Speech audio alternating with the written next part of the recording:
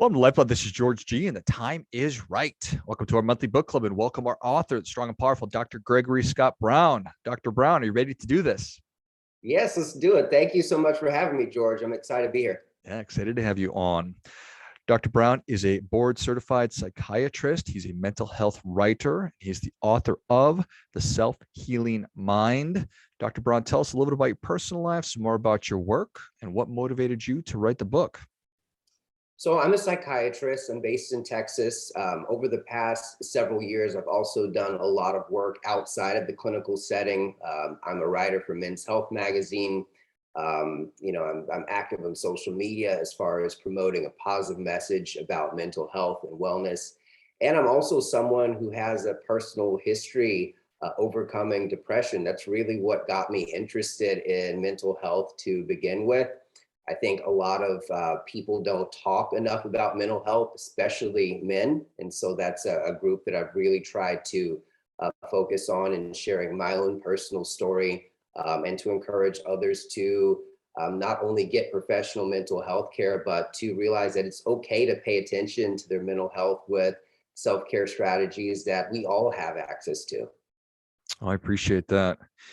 And I told you as we were getting started that the numbers are, it's a crisis, that suicide is the second leading cause for men in their 20s and 30s, and the third leading cause of death in the United States for men in their, I think, 40s or 50s. It's crazy. Right. I mean, and you have to realize, so, I just happened to watch Roadrunner last night, the film about Anthony Bourdain, who was one of my heroes, someone I, obviously never had an opportunity to sit down and speak with. I mean, he's someone who died by suicide tragically, but so many men share that type of story. They're struggling for such a long time, having trouble really connecting with a therapist, getting professional mental health care. And I think that conversations like the one that we're having right now, these little conversations, 20-minute conversations that, people can share with their friends and their family members and their loved ones, can really go a long way. And in some cases, George, they can even save a life. Yeah, I imagine that's 1,000% true. So with the book and with these conversations, clearly raising awareness and breaking down the stigma of mental health, and for men talking about mental health, and as Black men talking about mental health and the struggles that you've gone through, that's immensely valuable. So I'd like to talk about that. And then I'd also like to talk about what the book is it's not prescribing, but perhaps laying out. So I'd like to talk about why don't we start with that? Tell us about the actual book. So the book is called The Self-Healing Mind. And what it really is intended to do is introduce a self-care playbook. And it's not for mental health. And it's not only intended to be a book for men. I think that it's important to note that men, women, young people, old people, people of any racial or ethnic background can benefit from its positive message. And so I introduced 5 essential pillars of self-care: sleep, spirituality, nutrition, breath work, and movement. And you have to consider that these are things that we all have access to, and they don't cost anything. The reason why evidence-based self-care for mental health is important is because so many people who would potentially benefit from professional mental health care, like seeing a psychiatrist like me or a therapist, just don't have access to that type of treatment. Or barriers like stigma will prevent them from getting plugged in to that type of treatment. And so, self-care is a good place to start paying attention to your mental health. And people reading the book might realize that when they start with self-care, then they might then, one day realize, okay, maybe it's time for me to go and see a professional mental health care specialist. So, self-care is something that each of us has access to, and I think it's a good place to start. Yeah. The available interventions for like mental health is massive, right? So there's so many different ways to so many different afflictions that we can suffer from, and then so many different ways to treat it. But if I don't have the money or the awareness or the time, or I'm just not going to go and do that because of my mindset, there are these 5 things that are free that anybody can be doing that can help to improve it. It might not alleviate it. Everybody's unique, but these are 100% worth doing. And I think it's important to note as well, even if you are seeing a professional, mental health care specialist, a mental health care professional, oftentimes in a clinical setting, 2 main things are addressed, or 2 main avenues. You have medications, which are totally evidence-based. I prescribe medications every week. I support them. You also have psychotherapies, right? But oftentimes the missing piece of the puzzle is that self-care element.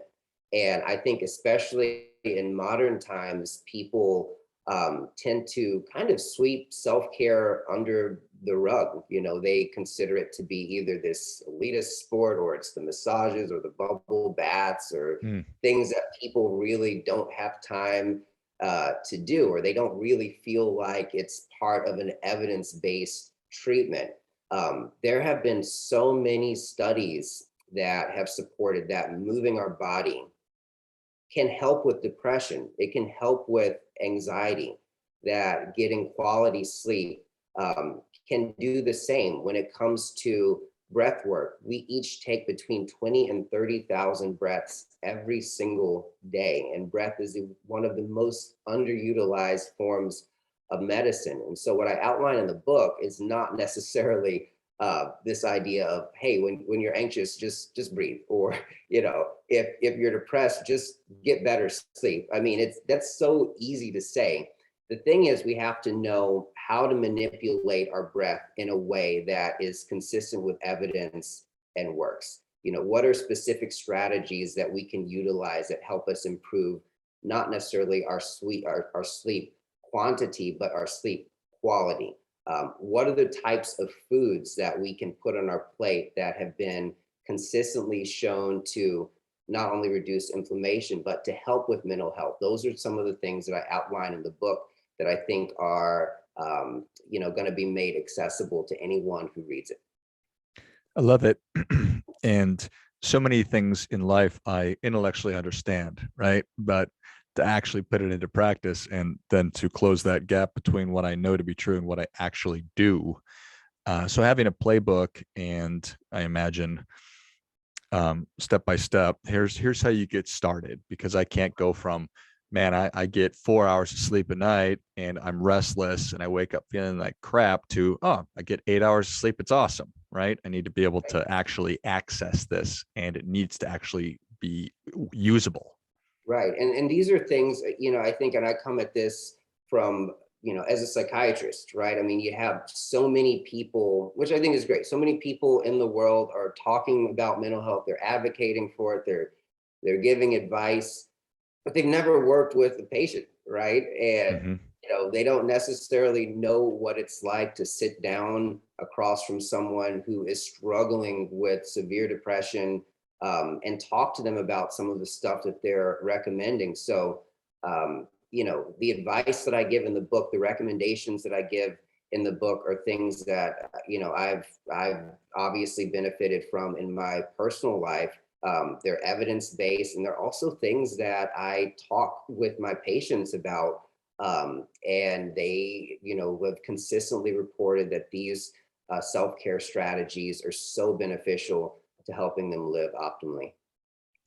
Yeah, there's a million miles between me talking about how somebody can get better at their mental health, and then you, who's actually, through your clinical practice, sat down with somebody who is just mired in an issue and then helped them through it. So, well, listen, man, you talking about it is, I mean, it's so beautiful, it's so great. And we need more of that. We need more people like you, who will share these types of messages with as many people as possible. I just cannot speak to the importance of that work.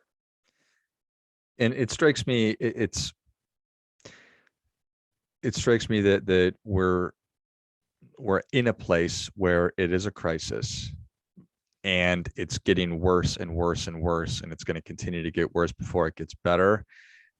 That's just my perception of it. I'd like to get your take on that. And a lot of it is just because of technology, and as we crawl or get pulled deeper into different verses, be they metaverses or what other kind of verses, that we're going to need to be way more aware of this. Well, I think when it comes to technology, it's a double-edged sword, right? I mean, technology has a lot of benefits. Social media has a lot of benefits when it comes to mental health. And I think it's important that we just, we're using it appropriately. We're knowing how to distinguish fact from fiction. We're learning how to determine which information we actually are going to utilize when it comes to mental health. But I mean, again, you have to consider over 120 suicides on average every single day in the United States. I mean, 40 million people struggling from anxiety, depression is not that far behind. If someone can get on social media and see a psychiatrist giving strategies for how to work through that.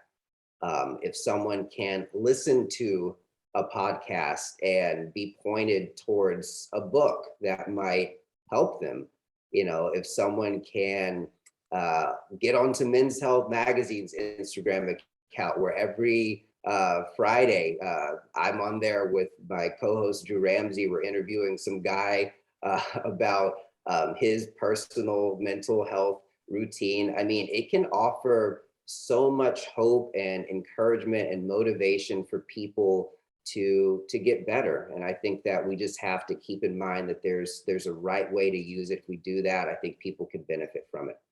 Well said. It's a nice nuanced answer instead of me just hitting people over the head with good or bad, Dr. Brown. So I'd love to hear about your if it's just a daily routine or your self-care routine, and how you fit, obviously, as a writer, somebody who writes consistently for Men's Health, but then a book is a whole different animal. So we'd love to hear about how that all fit in. I love that question. It's a question I haven't been asked a lot, surprisingly. What's interesting is yesterday I was talking to one of my editors, and I was just looking at my calendar for the month of May, which is Mental Health Awareness Month, but it's also the month before my book launches. And I'm like, oh, my schedule is just insane. It's insane. What am I going to do? And that's where I have to remind myself to continue to practice what I preach, right? And it's something that I'll tell you, like, even experts like me have to remind ourselves that these self-care strategies are important. They're very important. And so what I do is I try to move my body every single day. And so the American Psychiatric Association doesn't have specific recommendations for exercise for mental health, but the European Psychiatric Association does. And I wouldn't be surprised if we followed suit here in the United States, in short order. And that's 150 minutes of moderate activity exercise a week. Some more recent evidence has shown that, as long as you're moving your body, even just a little bit, even if it's less than that, it can have benefits for your mental health. Connection is really, really important. So when I talk about spirituality in the book, I'm not only talking about religion. That's just one manifestation of spirituality. It's important to note, but it's connecting with your internal self through meditation. I try to meditate as much as I can, right? Connecting with family, connecting with friends, altruism, selfless service, right? I pay attention to what I eat, right? And that doesn't mean that, we have to go totally Mediterranean, but Mediterranean-ish, I think, is a good place to start for most of us. And that might mean just, adding some, more fish to your diet. Tons of evidence has shown that oily fish, salmon, mackerel, tuna can help with inflammation. So again, I could go on and on. The point here is that you don't have to revamp your life all at once, right? There are 5 self-care strategies, self-care pillars for mental health outlined in the book. Start where you can. Maybe that means focusing on breath work for a week or sleep for a couple of weeks, and then take it from there, because a little bit goes a long way. Yeah, yeah. I think that that's a key to so many things, is just got to get started with it and then take small bites, because Right. I can't do it all at once, but and those little things add up, which sounds trite, but it's just so true. So, Totally. and do you have a practice of writing every day, whether you need to or not, or how does that work? How does your writing work? So writing, I consider myself as much a writer as a doctor. I mean, it's there. Writing is something that I absolutely have to do. And I would say, sitting down to formally write an article or a book chapter is not something that I do every day, but I am writing in some form, even if it means scribbling in my moleskin notebook. I Hmm. think any writer will tell you it's just part of who we are, and it's something that we have to do. Yeah. Do you find that that's is writing or journaling an exercise that you have seen to improve mental health? Totally, totally. I mean, I think it just depends on who you are, right? And so for some people, it's music. It's Mm. writing a song or a piece, right? For others, it might mean painting. These things can be mindfulness based activities that really bring you in the moment, allow you to experience that full conscious awareness for what you're doing. And I think that it's important to realize that, just because, I enjoy writing, doesn't mean that the listeners have to sit down and start journaling if that's not what does it for them. I think if we can all get fired up about the journey of self-discovery, learning what makes us tick and what really gets us fired up and what helps us find that state of calm and tranquility and purpose, then I think we'll all be better off. Amen. Well, Dr. Brown, thank you so much for coming on. Where can people learn more about you? How can they engage with you? And where can they get a copy of The Self-Healing Mind? So anyone can visit my website at gregoryscottbrown.com to learn more about my work. There's also a link there to order the book or pre-order the book. And you could also follow me on Twitter or Instagram at Gregory S. Brown, MD. Excellent. Well, if you enjoyed this as much as I did, show Dr. Brown your appreciation and share today's show with a friend who also appreciates good ideas. Go to GregoryScottBrown.com and check out all the great things that he's working on. Pick up a copy of the book there, and then find him on Twitter and Instagram at Gregory Scott Brown, MD. Gregory S. Brown, MD. Gregory S. Brown, MD. That's also in the notes of the show. Thanks again, Dr. Brown. Thanks, George. And until next time, keep fighting the good fight, as we are all in this together.